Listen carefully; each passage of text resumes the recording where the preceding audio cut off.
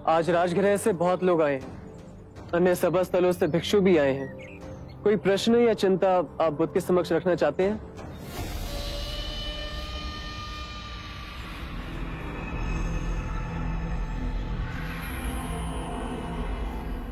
आप भिक्षुओं को इच्छा रहित और सादगीपूर्ण जीवन जीने की शिक्षा देते हैं, किंतु आज आपके 5 नियमों में मैं कुछ संशोधन करने का प्रस्ताव रखना चाहता हूं, जिससे हम सभी भिक्षुओं के सादगीपूर्ण जीवन की प्रतिबद्धता और दृढ़ हो सके।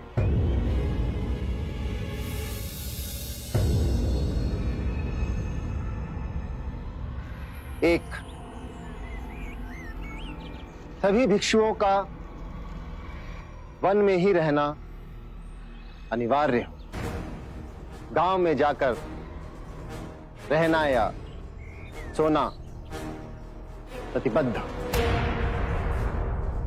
दूसरा,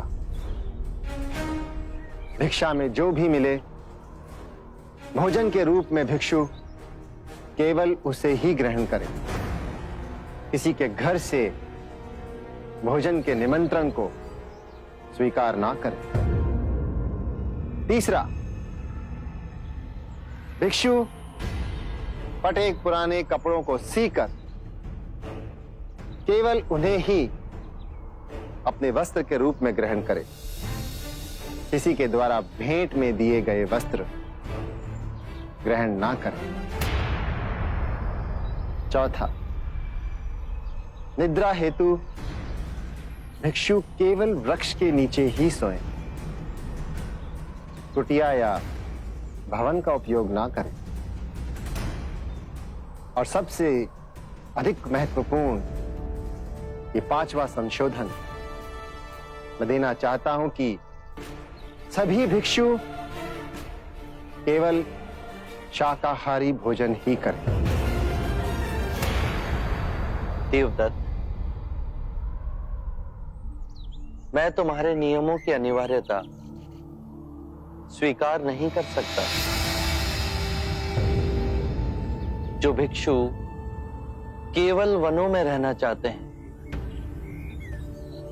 उन्हें इसकी अनुमति है, बाकी अन्य ग्रामों और नगरों में रह सकते हैं।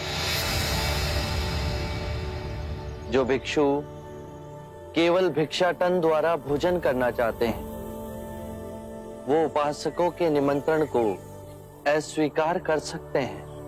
अन्य को स्वतंत्रता है कि वो उपासकों के निमंत्रण को स्वीकार कर सकते हैं।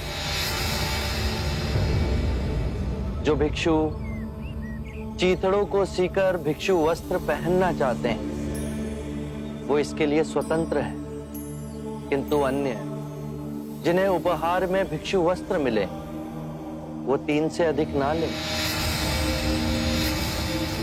जो भिक्षु वृक्षों के नीचे सोना चाहते हैं वो ऐसा करने के लिए स्वतंत्र है, किंतु अन्य कक्षों और कुटियाओं में रह सकते हैं। ये उनका अधिकार है देवदत्त।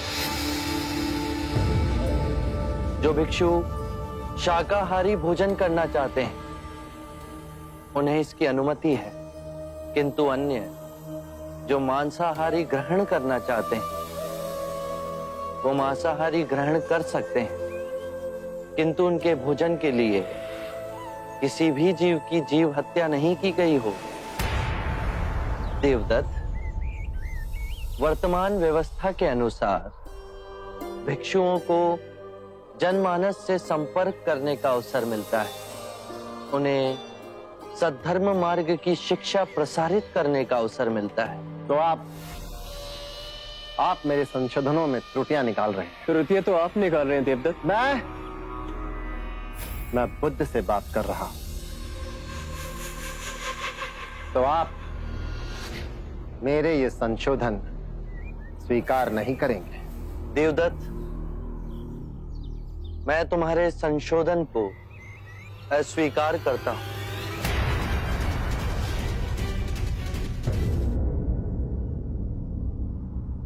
भिक्षु देवदत्त,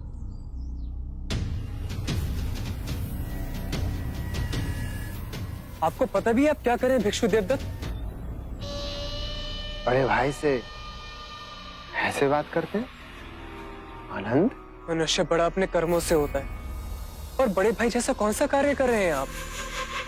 आप पद भ्रष्ट हो तो क्या संघ को भी पद भ्रष्ट करोगे? मैं तो इस नई पीढ़ी को एक नई दिशा दे रहा हूं, एक नई सोच। ये क्या बात है? यदि आप बुद्ध के समक्ष अपने मन की बात रखेंगे तो बुद्ध का अपमान हो जाएगा। बुद्ध आपके मान सम्मान से बहुत ऊपर है। फिर भी माननीय देवदत्त के 5 नियमों को बुद्ध ने ठुकराया। क्यों? क्योंकि बुद्ध के नियम से अधिक कठोर है देवदत्त के नियम। जैसे सांसारिक रहते हैं वैसे भिक्षु रहेंगे तो सर्वनाश नहीं होगा। संसारिक और परम सत्य के बीच बुद्ध का ज्ञान ही द्वार है। यदि संसारिक की अवहेलना की तो न जाने कितने सारे मनुष्य परम ज्ञान से वंचित रह जाएंगे। ये आप समझ नहीं पा रहे। बड़े कोमल हो गए, लेकिन ध्यान रहे तपश्चर्य बड़ा कठिन है, कठोर, और हम सब इसी कठोर राह पे आगे बढ़ रहे हैं।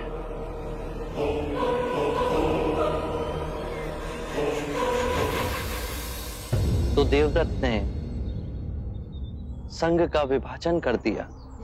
देवदत्त ने बबूल बोए हैं तो वो फल कहां से पाएगा?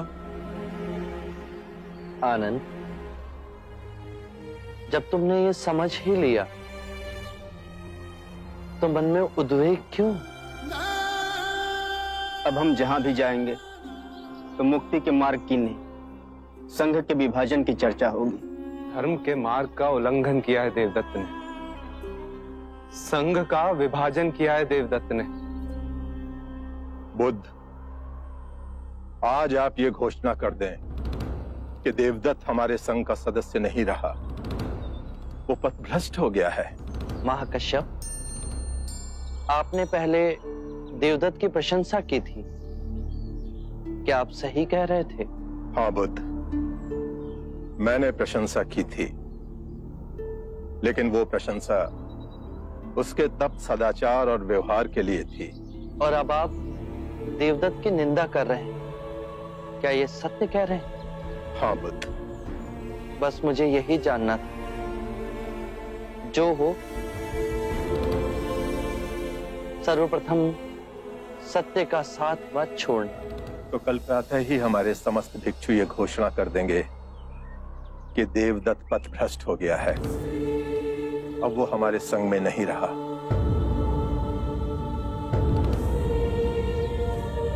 आप दोनों इतने चुप क्यों हैं?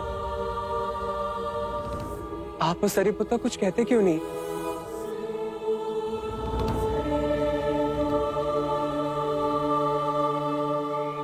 बुद्ध, मैं और मोगलाना देवदत्त के संघ में जा रहे हैं।